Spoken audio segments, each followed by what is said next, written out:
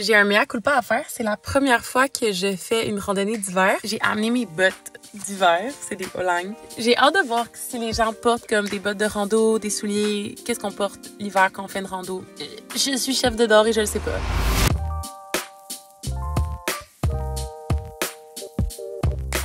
On est dimanche matin, il est 10h. Je rejoins le Millimol Club. C'est un club pour diabétiques de type 1. C'est une nouvelle communauté qui a été créée et aujourd'hui, je me greffe à leur première sortie. Pour sûr, on va mettre une salopette parce que j'ai pas envie d'avoir froid. Mon lunch, ça va être le restant des salades de pâtes du party d'Urbania. Oh my God, merci d'être là! Allô, moi c'est Ariane, c'est moi qui ai lancé le Millimol Club. Je suis diabétique de type 1 depuis 11 ans. C'est pas vrai, depuis 17 ans.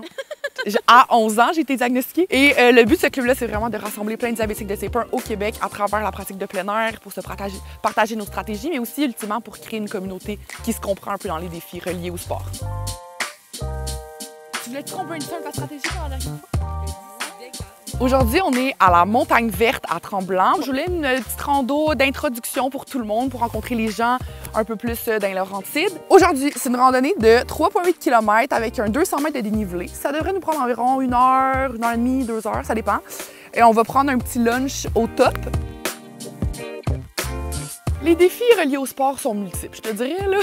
Premièrement, comme là, qu'est-ce que j'ai déjeuné? Combien d'insuline je me suis donné? C'est quoi ma glycémie de départ? Combien j'ai d'insuline active encore dans mon corps? Parce que le sport va faire descendre ma glycémie. Puis ce qu'on veut, c'est rester dans une plage cible où tu te sens bien.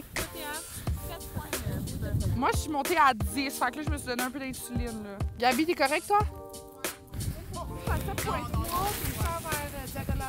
Faut qu'on se décomplexe là, sur l'apprentissage. Tu sais, en 8 ans, moi, j'ai eu des phases que j'étais comme, j'ai assez appris, j'arrête d'apprendre pour un bout. Quand tu es en hypoglycémie, ben là, tu manques de sucre, tu n'as pas d'énergie pour faire ton sport. Puis quand tu es en hyperglycémie, il faudrait que tu te donnes un peu d'insuline parce que non plus, tu n'as pas d'énergie, tu te sens juste molle. Fait que le but, c'est de se trouver dans la plage cible, qui est quand même une difficulté en soi, puis encore plus en faisant du sport parce que ça fait vraiment dropper la glycémie. Je comprends pas toute la réalité que vivent les femmes aujourd'hui, mais je trouve ça tellement beau de comme, les voir se valider entre elles, de poser leurs questions, de parler de leur stratégie.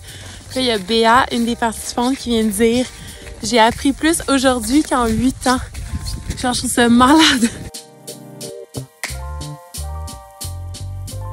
Moi, j'ouvre un calcul, tu sais. Fait que, mettons, je suis comme une raclette, là, tu sais. Fait que je me shoot bien solide.